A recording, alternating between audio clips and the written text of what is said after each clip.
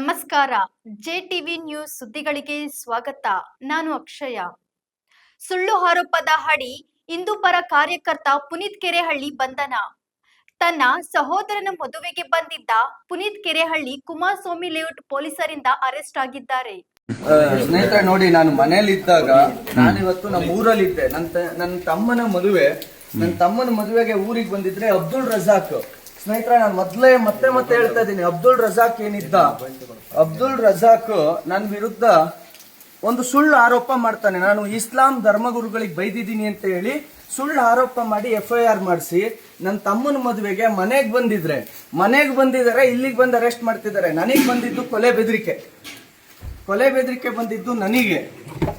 ಆದ್ರೆ ಅರೆಸ್ಟ್ ಮಾಡ್ತಾ ಇರೋದು ನನ್ನನ್ನ. ಕಂಪ್ಲೇಂಟ್ ಕೊಟ್ಟಿದ್ದು ನನಗೆ ಕೊಲೆ ಬೆದರಿಕೆ ಇದೆ ಅಂತ. ಆದ್ರೆ ನಾನು ಯಾರ ಮೇಲೆ ಕಂಪ್ಲೇಂಟ್ ಕೊಟ್ಟನೋ ಅವ್ರನ್ನ ಅರೆಸ್ಟ್ ಮಾಡೋದು ಬಿಟ್ಬಿಟ್ಟು ನಾನು ಇಸ್ಲಾಂ ಧರ್ಮಗುರುಗಳಿಗೆ ಬೈದಿದ್ದೀನಿ ಅಂತ ಅಬ್ದುಲ್ ರಜಾಕ್ ಒಬ್ಬ ಸೋಷಿಯಲ್ ವರ್ಕರ್ ಇದಕ್ಕೆ ಸಂಬಂಧಪಡದೇ ಇರೋ ಥರ್ಡ್ ಪಾರ್ಟಿ FIR ಮಾಡ್ತಾರೆ.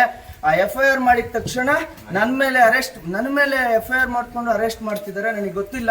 ನಾನು ನೋಡೋಣ ಮುಂದಕ್ಕೆ ಏನಾಗುತ್ತೆ ಅಂತ. ಸ್ನೇಹಿತರೆ, ನಿಮ್ಮೆಲ್ಲರ ಪ್ರೀತಿ ವಿಶ್ವಾಸ ಸದಾಕಾಲ ಹೀಗೆ ಇರಲಿ.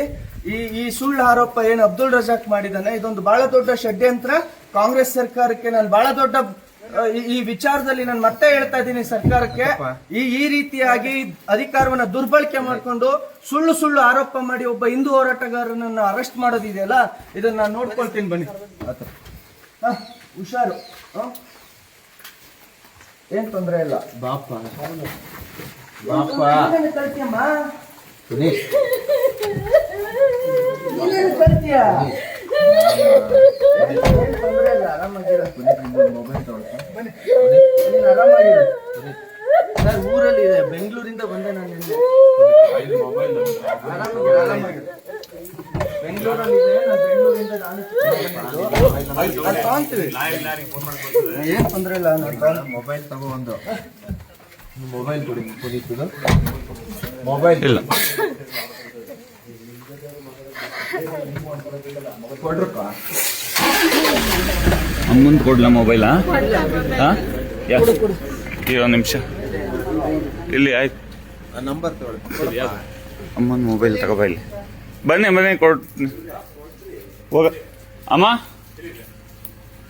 ಯಾಕೆ ಮೊಬೈಲ್ ನೀವೇ ತಗೋರ್ತೀರಾ? ಹೇಳಿದ್ರೆ ಎಲ್ಲಿದೆ ಅಂತ ಇರಿ ಒಂದು ನಿಮಿಷ. ಯಾಕೆ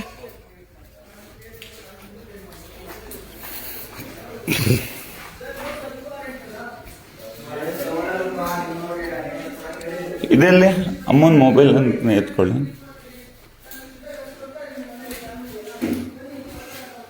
ಹಾಂ, ರೆಡ್ಮಿ ಇದೆ ಅಮ್ಮನಿಲ್ಲ. ಇಲ್ಲ ಅವನೇನು ಕೊಡಲ್ಲ, ಅಮ್ಮನ ಕೊಡ್ತೀನಿ ಬನ್ನಿ. ಅದೆಲ್ಲ ಇರಲಿಲ್ಲ.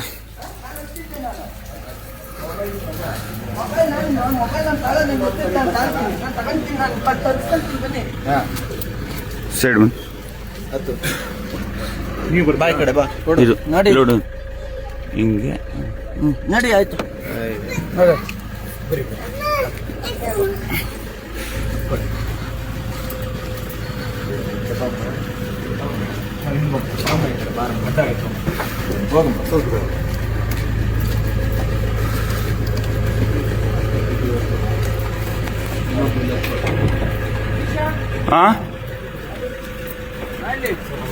ಇಮಿಡಿಯೇಟ್ ಗೋಪಿಗೆ ಹುಡುಗಿ ಕಳಿಸಿ ವಕೀಲರಿಗೆ ಹೇಳ್ಬೇಕಂತೆ. ಕುಮಾರಸ್ವಾಮಿ ಲೇಔಟ್ ಪೊಲೀಸ್ ಸ್ಟೇಷನ್ ಅಂತ ಹೇಳಿ.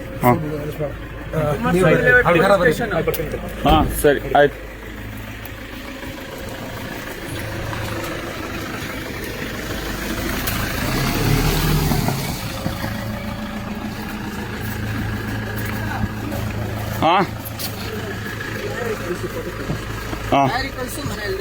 ಸರಿ, ಓಕೆ.